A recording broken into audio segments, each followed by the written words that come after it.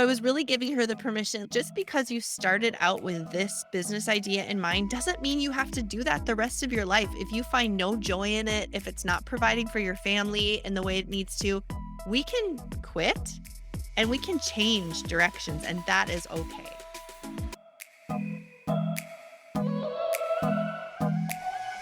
Welcome to Working Women Mentor, a podcast that empowers everyday women like you, like me, to share and learn from life's mentor moments. I am your host, Rani Alfers, and in each episode, you will meet inspiring women that understand the power of recognizing mentor moments and how those moments can change it all. These fabulous women are here and ready to share it all with you. So let's dive in.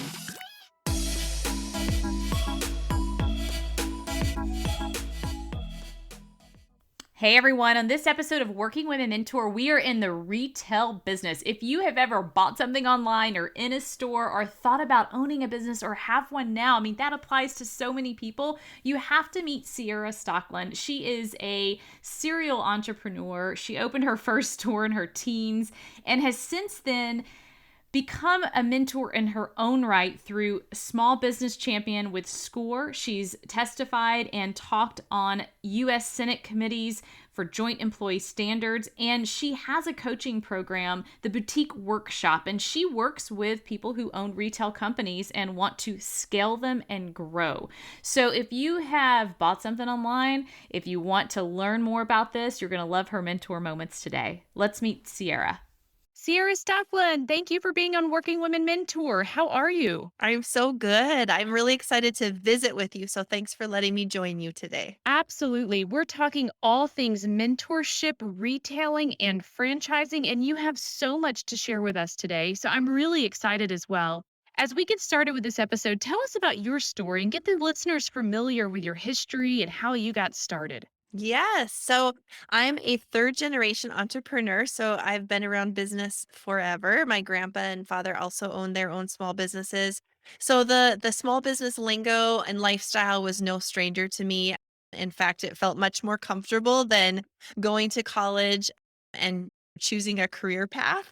And so I ended up starting my own small business. Actually, the first one that I started was when I was just 13 years old. I started an acting company, not really setting out to start a business, really starting that acting company as a solution to a problem that I saw. But we ended up building that into a full on company. We had an acting studio and we worked with public, private, homeschool students of all ages. I did that for about a dozen years, had some other businesses mingled in there as well, some jewelry and accessory businesses and just different ventures that I had. And then got married, had a couple kiddos, and decided that I wanted to switch from profit type business and open my first retail store. So I did that in 2006, built that and opened up a second concept just 6 months later. So I had two retail concepts going, ended up merging those and franchising them, and then operating that for about a decade or so. Sold the brand through a series of really interesting events. And now I am just a retail or an inventory based coach, and I get to work with small business owners all over the world,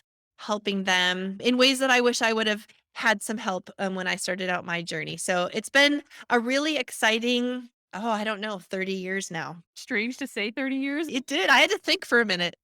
Should I say that out loud? I don't know. It all sounds like you have a lot of knowledge though when you say 30 years. So I love that you started at 13, you had that entrepreneurial spirit, and then you also pivoted from business to business. And I think sometimes people get stuck and they're like, one thing didn't work, or maybe I don't love this. And it can really dampen your spirit. But for you, you just kept on evolving. Yeah, and you know what? That's actually a really good point. I was just talking to a client the other day and giving her permission to quit the current journey and move and pivot in your own life. I think a lot of times small business owners are good at pivoting within their concept. Oh, I need to go online now because COVID and I have to shut everything down. Or I'm going to pivot to opening up more hours or adding a new product. But we don't think about in our life, we can also make that choice to pivot and change, and that's okay. So I was really giving her the permission. Just because you started out with this business idea in mind doesn't mean you have to do that the rest of your life. If you find no joy in it, if it's not providing for your family in the way it needs to, we can quit and we can change directions, and that is okay. It's so helpful to hear that for more women. We just did an episode on this with Holly Kaplan, and she gives women confidence to understand leaving one career and going to something else, maybe starting a business. But you're talking to so many women who are in a business and saying they're sick of it, or they just need permission to reinvent within that same space. If there's anything I think that women do well is reinvent and analyze what's going on, right? Don't we overanalyze just about everything? And when we do that, I think that forward motion is really helpful. You've clearly done a lot of that in your world, and you're currently with an organization, SCORE, and you're helping women owned businesses through mentorship. You've been helped through this program yourself. Will you share some tips that you've given women over the years and what you're seeing right now in business and what they're coming to this organization for? Yeah, so I'm not currently a formal SCORE mentor. I love the program and I still have my wonderful SCORE mentor. And I've won a couple SCORE small business awards over the years and just have been a really big advocate for the program. It's so phenomenal to have this opportunity completely free to entrepreneurs. And so many entrepreneurs do not know that it exists. They have leadership that's building and really helping SCORE to continue to thrive. So you can just go to score.org and type in what you're looking for, and you can find mentorship and help. Because I've had such a positive experience with my SCORE mentor, have really been able to take those principles that one I'm still in really close contact with, and take the principles of how he coached and mentored me and use those things for my coaching clients now, in my coaching business. So a lot of it is just really listening to the client, having empathy because you've been there. I think that's really important with a coach or a mentor, that you're working with someone who understands where you are at because they've been there in some regard. I just really truly believe it's hard to coach or mentor someone if you have no experience in the struggles that they're going through. And so I just really try to bring that into my coaching, or mentoring of other female entrepreneurs, and then just listening and helping them problem solve. Sometimes it's just about having someone else say, "Have you thought about it like this?" "No, I haven't." So, yeah. It's a different perspective, and you're able to give one because you have been there, and it's not textbook, it's not theoretical, it's actually real life, and that Yeah. matters.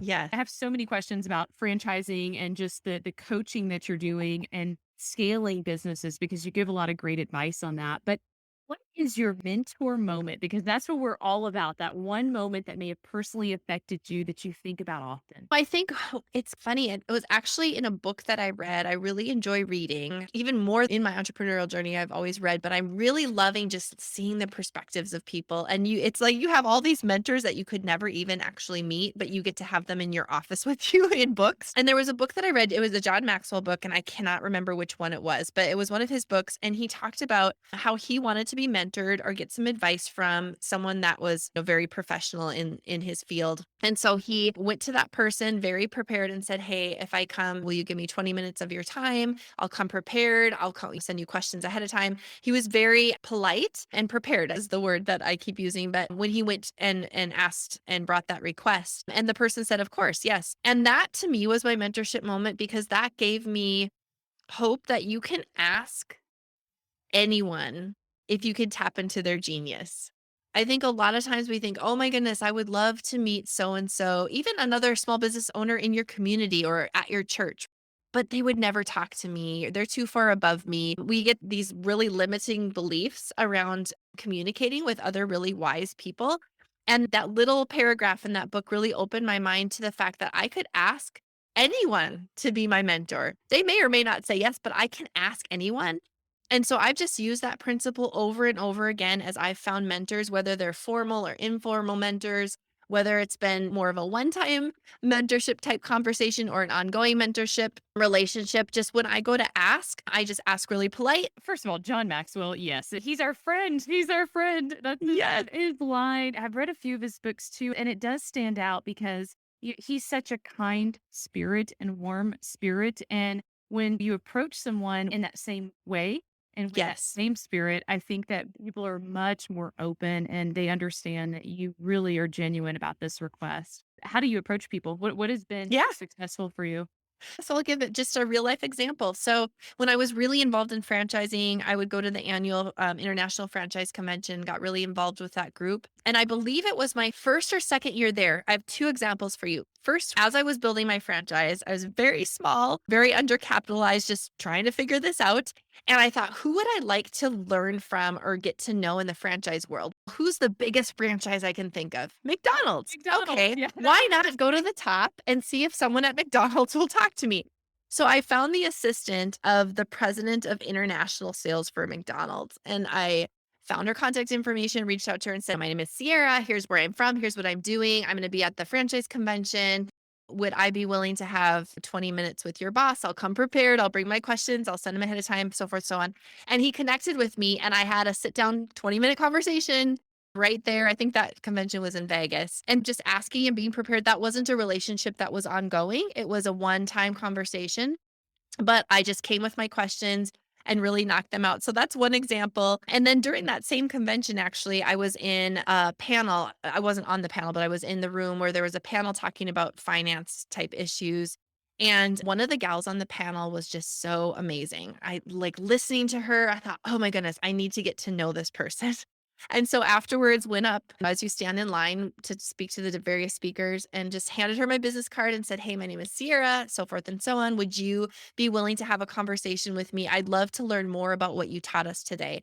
And that relationship has been ongoing. She said, "Absolutely. Here's my schedule," or "Here's who to book with," however that went. And that's a relationship that she's in my phone. And I'll text her now and say, "Hey, I did XYZ today. You inspire me to be a strong woman." Or, "Can I have 10 minutes? I have a quick question." So it's all about just asking, just putting yourself out there. And if someone were to say no, which I actually can't think of one time I've asked for advice that way that I've ever been turned down. But if someone were to say no, great. You just move on. I think we overthink, I'm going to be silly and what will they think of me? And what if it doesn't go well? What if? But what if it goes wonderfully well and you're connected? That is a great point. What if it goes wonderfully well? Let's talk a little bit about business now, because you started with a few different concepts and then you turned it into a franchise, right? But what advice could you give someone now who maybe has one location or two locations, is if they're thinking about that scaling piece? Are you still recommending the franchise concept, or are you looking at other ways to work with them? Yeah, a lot of people ask me about franchising. I'm thinking of franchising. Can I have a call? Can we talk about this during coaching session or whatever? I will never discourage someone from franchising or tell them franchising is not a good idea. What I do like to do is just lay out the facts of the reality of franchising because I did not know that going in. So, franchising is cost heavy. It takes a lot of financial backing to franchise, it's very expensive. So, that's the first thing I really want entrepreneurs to know when they're thinking about the franchise model. Just like I did, you look at franchising and think, well, this will be a great way to grow my brand without laying out the capital. And what I really liked about the franchise model is I don't have to be responsible for every store in every city.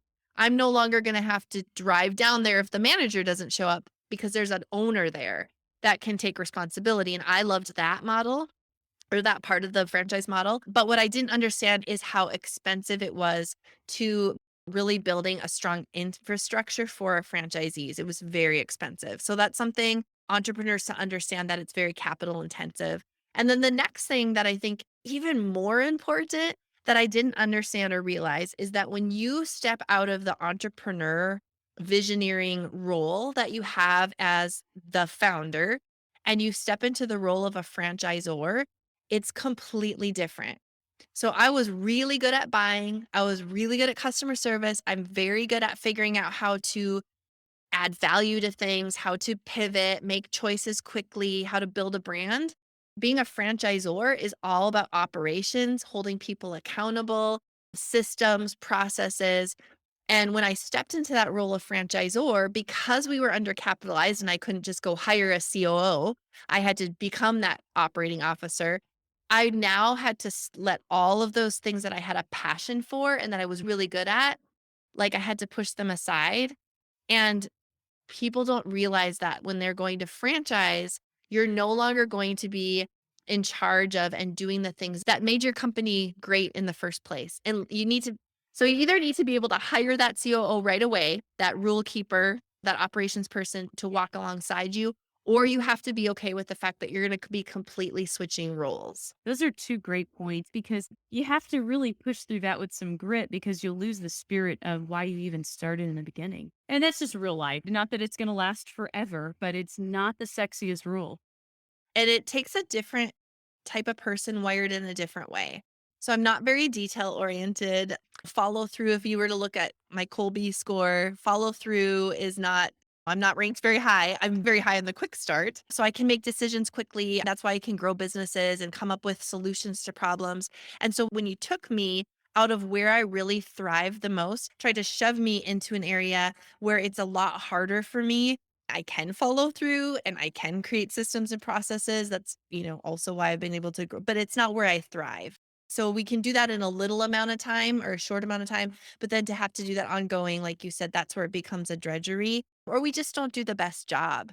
So I think really understanding yourself as now there are some founders who are very operational and very good at details and things like that. So this transition from founder to franchisor might be an easier one for them, but I think it's really important as a founder and an entrepreneur when you're thinking about franchising, what is your superpower? What are you willing to do? What are you really good at? And if we remove you from that, is the company still going to thrive the way that it did when that was your main focus? And if we're thinking about franchising, if they're coming to you and saying, "Hey, can I franchise my business? I've got a great concept. I've got one store and I'm ready to take it nationwide." Or is there the person that says, "Hey, I've got one store and I'm going to hold on and let me build my brand in another way." I'm sure there's all kinds of ways to go around this. What are you advising women or business owners for that matter? Because obviously, retailing and franchising has probably changed over the last few years, like everything else. I think either way, whether you decide to put the franchise idea on the back burner or leave it all together or move forward with it, we all need systems and processes. So, regardless of how you're going to grow your business, you're going to cap out on the limit of growth if you don't start to take things from inside your head as an entrepreneur and out onto paper. And so, that's something that I just encourage entrepreneurs. And we always feel as a founder and the entrepreneur, we don't have time and we can do it better than anyone else. So we'll just hold that knowledge in our head and we'll just get it done. We'll just do it. But there comes a time where your business won't thrive anymore with that. It's not going to grow. You're going to push that boundary as far as it can go. And whatever your thought on franchising or the way that you're going to scale, you need to start to get that information and what made your business successful so far dumped out onto paper and in some manuals and processes. And again, if this is not what you love doing, hire it out. So that's what I'm doing right now. I have a 1099, a contractor, and I've hired her to write job descriptions for me. In the past, I would have Googled it and done it myself because I can do everything, we think. But now I'm like, I don't love doing that. I'm not going to do the best job. Why don't I give it to someone who that's what she does and she's really good at it and she enjoys it so that I can do the things that I love to do? And that coupled with you being a quick starter, it really pays off because we're very similar in that way. It's, hey, if we can quickly start this and you know what you're doing, you're going to do this so much faster than me. And being so Yes. impatient as a person, Yes. it really, that's where you see the win is when it's all done and you're like, yes, I've got this complete and it's done really well. And Yes. feel good when you see things happening around you that don't rely on you. I think it really makes you feel good. It really does. How can you simplify your business and build more profit? Because we need profit in our business, we need revenue to scale it, but we have to have some revenue and some profit to build into this. So, what advice do you have there to help grow both sides of that equation? Yeah, so simplify really comes down to the numbers, which is really interesting. I am not an accountant or a bookkeeper, but the main topic I teach in my coaching is numbers focused to really help entrepreneurs, inventory based entrepreneurs for the most part, understand the core numbers of their business. So the more you understand your metrics, your key performance indicators, your simple numbers, the more simple your business can become. So, as an example, let's say you have a retail store or an online store and you're hustling like crazy and you're just not making the money that you want to make or the profit that you want. Or took a master class, I'm going to try that, or I'm going to do this. And pretty soon we add all of these things to our business model because we're trying everything to make more revenue, more profit, more sales, etc. And it becomes so diluted that now my customers don't even know what I really do. I don't really even know what I really do anymore. And I really can't even see what is working, what's not working. If we step back and we start to look at what are the basic numbers of this business, that can then give us direction and tell us how to simplify. So if we look, for example, let's say we have a retail store. We're online and we feel like we're just not making the sales. So we add social selling in. And then we're doing really well with that. And we think, oh my goodness, I'm doing good. This is so fun. And this space opened up downtown. I'm going to open a brick and mortar. Now we have all these different things. We're selling the same thing. So we think it's the same business and it's not. It's three different business models. We have online, social selling, and brick and mortar. And while we are selling the same product, it's a different customer, different way to market to them, all of those pieces. So when we can step back and look and say, what is my average ticket, for example, in each of these three revenue streams? Or what's my conversion rate? Or what is my overall net profit in each of these revenue streams? Those simple numbers then can give us the power to make good decisions. I need to close my social selling business and stop spending 50% of my time in my Facebook group trying to sell when I only get 10% of my revenue from it. And so I'm going to take that 50% of time, simplify down what I'm doing, and put that time over in my brick and mortar, which is actually producing more revenue per hour. I'm getting better margins, higher conversion. Understanding your numbers actually will help you simplify what you're doing and which direction you should be heading in. And that's really well said because you're not saying being an accountant, you're not saying being a financial analyst. You're saying know some key metrics, and those are just numbers. And if you know those, it gives you permission to make those decisions that are sometimes really hard to make in your own business. What to cut, what's not working, and always what to go with. We want to go with our instincts, of course, but when they're backed up by data, it makes it a lot easier. Yes, absolutely.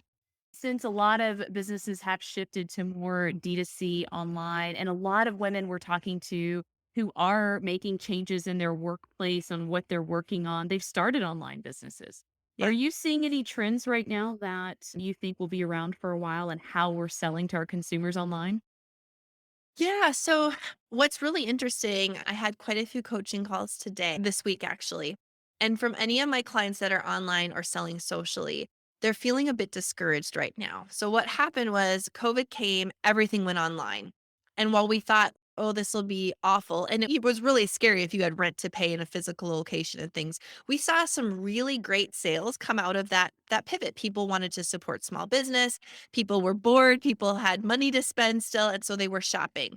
Then everything opened, and so now, oh my goodness, everyone's swinging back, the consumer swinging back. Now I wanna go in, I wanna talk to people, I want experiences, and so the online is falling down a bit. So we're seeing, like, a lot of swings, and it's really hard for retailers right now, small retailers. I can't speak for big retailers, but the small retail companies that I work with, it's really hard for them to just know what they should be doing. I just don't know what I should do. They wanted it online, now they want it in person, now they're back. I don't know where to focus. And so in one of the conversations or a couple of them that I've had this week, I just told my clients, as you're looking at the trend, sometimes it's so hard to understand what the consumer's thinking. I want you to go back to the drawing board and back to the basics of what really worked well for you when things were going really well.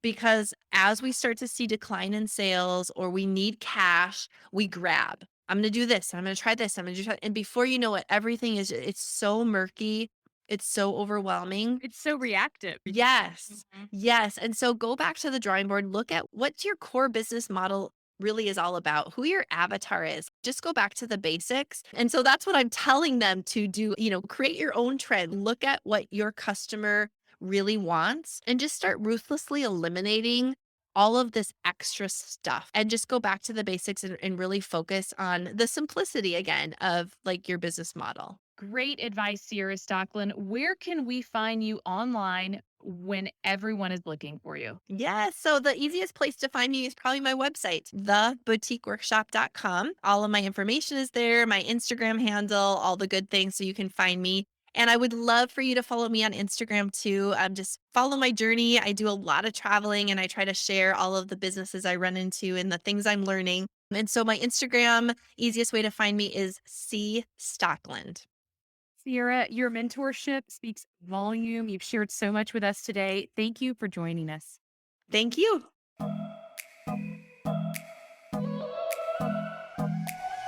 Thank you so much for joining us on this episode. I hope you'll walk away feeling inspired and are thinking of how a mentor moment can help you or someone you know. In case you haven't hit the follow button to subscribe to this show, please do so. And if you love the episode, I'd really appreciate a review.